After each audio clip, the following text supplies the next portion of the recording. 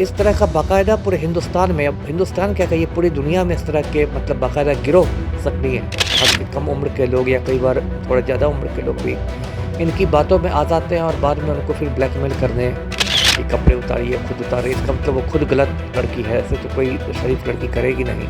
दूसरी बात होती है कि यदि आपको लगा कि कुछ गलत मेरा वीडियो बना लिया गया है धोखे से या कुछ, तो सबसे पहले इसमें पुलिस को जानकारी देनी चाहिए कि आर्टिफिशियल इंटेलिजेंस का उपयोग करके डीप फेक वीडियोस बनाए जाने लगे हैं। किशन पटेल तो बहुत सीनियर नेता है, बुजुर्ग आदमी, बहुत दिनों से राजनीति कर रहा है। जब तक वो बहुत घने सामान्य जान पहचान से नहीं होता है, जब तक थोड़ा ज़्यादा घनिष्ठता नहीं होता, तब तो हर कोई किसी के घर चाय पीने में चला जाता है। बिहार के पूर्व शिक्षा मंत्री और राजद के कद्दावर नेता वृषण पटेल एक साजिश का शिकार हो गए। दरअसल पूरी घटना आपको हम सिलसिलेवार तरीके से बताते हैं कि विगत कई महीने पूर्व वृषण पटेल का घर कदम कुआं थाना क्षेत्र में पड़ता है।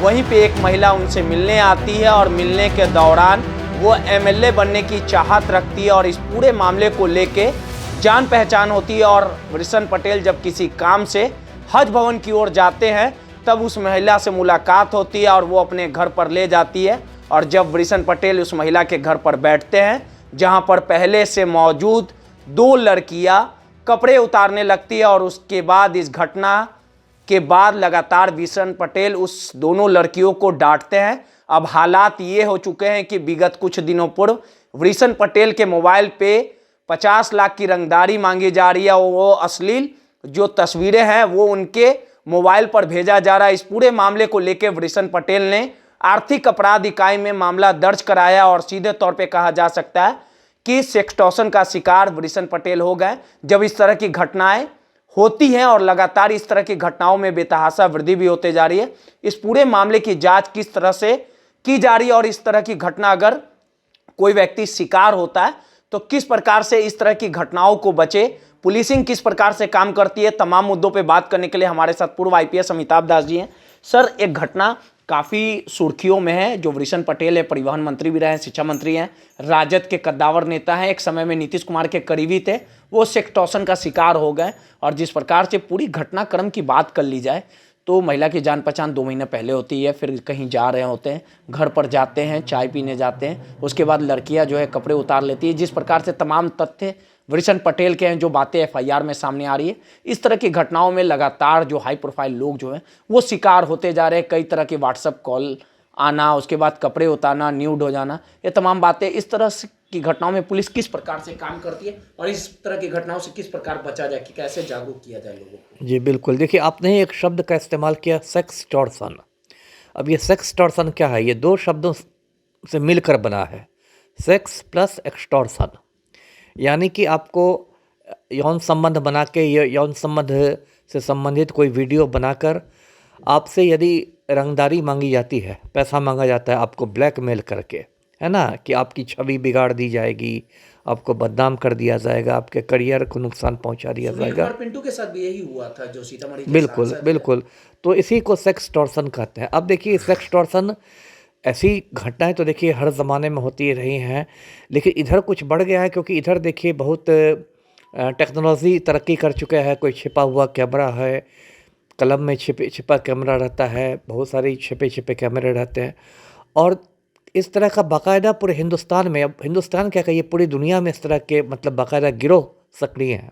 बहुत बार फेसबुक पर इस तरह की लड़कियां भेजती हैं, कोई अपना फ्रेंड रिक्वेस्ट भेजती हैं, फिर ये करती हैं, फिर कुछ फेसबुक लाइव पर आती हैं, आपसे कुछ संपर्क बनाती हैं, फिर आपसे मतलब कपड़े उतारने कहती हैं। इस तरह से बहुत सारे लोग, खास के कम उम्र के लोग या कई बार थोड़ा ज़्यादा उम्र के लोग भी इनकी बातों में आ जाते हैं और बाद में उनको फिर ब्लैकमेल करने का एक सिलसिला शुरू होता है, जैसे कि अभी आपने कहा वृषण पटेल के बारे में।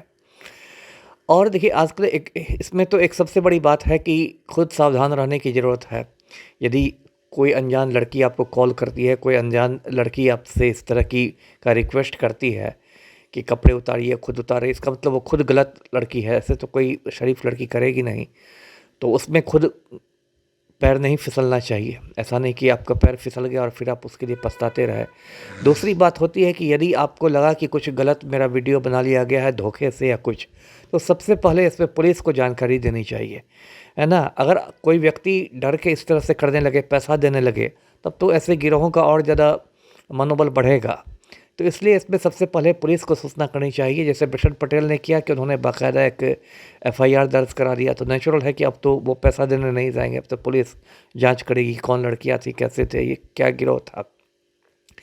और भी कई तरह की बातें आ रही हैं, जैसे कि अब तो टेक्नोलॉजी में एक ये हो गया है कि फ़ोटोशॉप भी होता है, यानी कि आपकी तस्वीर के साथ छेड़छाड़ करके उसको दूसरी तस्वीर बना दिया जाएगा। मान लीजिए किसी लड़की की तस्वीर है, वो कपड़ा पहनी हुई है, लेकिन फ़ोटोशॉप करके उसकी मतलब निर्वस्त्र तस्वीर बना दी जाएगी। और मतलब इतनी इतनी अच्छे तरीके से फ़ोटोशॉप होता है कि मतलब साधारण आदमी देख के पकड़ भी नहीं सकेगा। बकायदा एक बड़ा गिरोह काम का। हाँ, मतलब जब तक उसको आप फॉरेंसिक लेबोरेटरी में नहीं भेजेंगे तब तक वो साधारण आदमी देख के बता भी नहीं सकेगा कि ये नकली तस्वीर है। और अब तो देखिए उससे भी बड़ा खतरा आ गया है, वो आर्टिफिशियल इंटेलिजेंस का ज़माना आ गया है। आर्टिफिशियल इंटेलिजेंस जिसको मतलब कृत्रिम बुद्धि कह लीजिए, उसमें क्या होता है कि आर्टिफिशियल इंटेलिजेंस का उपयोग करके डीप फेक वीडियोज़ बनाए जाने लगे हैं। मतलब बिल्कुल फर्जी वीडियो रहेगा, डीप फेक वीडियो रहेगा, लेकिन डीप फेक वीडियो रहेगा। और लेकिन इतने मतलब सातिराना तरीके से बनाया जाता है।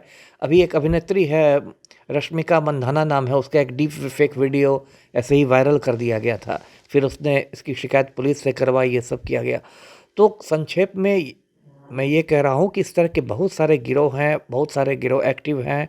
और ख़ास के वैसे लोगों को ये देखते हैं जो थोड़े पैसे वाले होते हैं, या जिनको लगता है कि थोड़ा शरीफ आदमी है। शरीफ आदमी को अपने मतलब अपनी छवि की ज़्यादा चिंता रहती है, अपने रेपुटेशन की ज़्यादा चिंता रहती है, तो वो होते हैं। और लेकिन ये जो मामला है खास के बिशन पटेल वाला, इसमें सब कुछ ठीक है, लेकिन एक बात मुझे नहीं हज़म हो रही है, क्योंकि बिशन पटेल तो बहुत सीनियर नेता हैं, बुजुर्ग आदमी है, बहुत दिनों से राजनीति कर रहे हैं। उन्होंने जो अपनी बात कही उसमें ये थोड़ा अटपटा लग रहा है कि मैं हज भवन के पास जा रहा था तो एक महिला ने कहा कि चलिए चाय पी लीजिए, तो मैं उसके घर चाय पीने चला गया। ये बात थोड़ी मतलब मुझे हजम नहीं हो रही है, क्योंकि जब आप पब्लिक फिगर हैं, सार्वजनिक जीवन में हैं, तो बहुत लोग आपको जानते हैं। लेकिन ऐसे नहीं हुआ कि आप सड़क पर जा रहे, कोई बोले कि मेरे घर चाय पी लीजिए, मेरे घर चाय पी लीजिए, तो आदमी चाय पीने चला जाएगा। जब तक वो बहुत घने सामान्य जान पहचान से नहीं होता है, जब तक थोड़ा ज़्यादा घनिष्ठता नहीं हो, तब तक तो हर कोई किसी के घर चाय पीने नहीं चलाता है। जी, अधिकतर देखा गया जो हाई प्रोफाइल लोग हैं, और इसको लेके लोगों को जागरूक होने की ज़रूरत है। हाई प्रोफाइल लोग हो, आम लोग हो, उनको अदर का कॉल नहीं रिसीव करना चाहिए। जिसको आप जानते नहीं हो उसको आप फ्रेंड रिक्वेस्ट नहीं स्वीकार करना चाहिए, ऐसे लोगों से नहीं बात करना चाहिए। इसको लेके भी जागरूक करने की ज़रूरत है। बिल्कुल ज़रूरत है। इसलिए मैंने कहा कि यदि ऐसा कोई भी लगे कि जैसे कि मान लीजिए वही लोग गए, पटेल साहब जैसे गए, वो कहते हैं कि मुझे चाय पीने के लिए बुलाया गया, और अचानक वहाँ जाके वहाँ लड़कियाँ पहले से थी, वो कपड़े उतारने लगी, तो ये तो बड़ी अटपटी सी बात है। उसमें तो तुरंत आपको सिर्फ उनको डांटना फटकारने, तुरंत आपको वहाँ से भागना चाहिए था, है ना। डांटने फटकारने के समय में तो आपका फिर वीडियो भी बन सकता है। तो ये सब यदि आदमी देखिए, धोखा तो सबके साथ हो सकता है, किसी भी समझदार आदमी के साथ भी हो सकता है, लेकिन आदमी यदि सावधान रहे तो इस तरह के बहुत सारे धोखों से बच सकता है। और आजकल तो बाकायदा साइबर क्राइम का भी सेल है, पटना पुलिस का भी सेल है, जगह जगह साइबर क्राइम का सेल है। उसमें साइबर एक्सपर्ट सब बैठते हैं, जो बता देते हैं कि ये कॉल कहाँ से आया, ये कैसे वीडियो बना, ये कैसे आया। तो उन सब की मदद लेनी चाहिए, जागरूकता होनी चाहिए। जी, सीधे तौर पे पूर्व आईपीएस अमिताभ दास जी थे। एक लंबा पुलिसिंग में कहीं ना कहीं अनुभव रहा है, कई जिलों के एसपी भी रहे हैं, और जिस प्रकार से लगातार जो घटनाएं इस तरह की सामने आ रही है, और बिशन पटेल के साथ जो भी घटना हुई है, इसकी जांच आर्थिक अपराध इकाई कर रही है। और कहीं ना कहीं लोगों को जागरूक होने की ज़रूरत है कि अनजान नंबरों को ना उठाएं, अनजान लोगों से बात नहीं करें, नहीं तो वो इस तरह की घटनाओं का शिकार हो सकते हैं।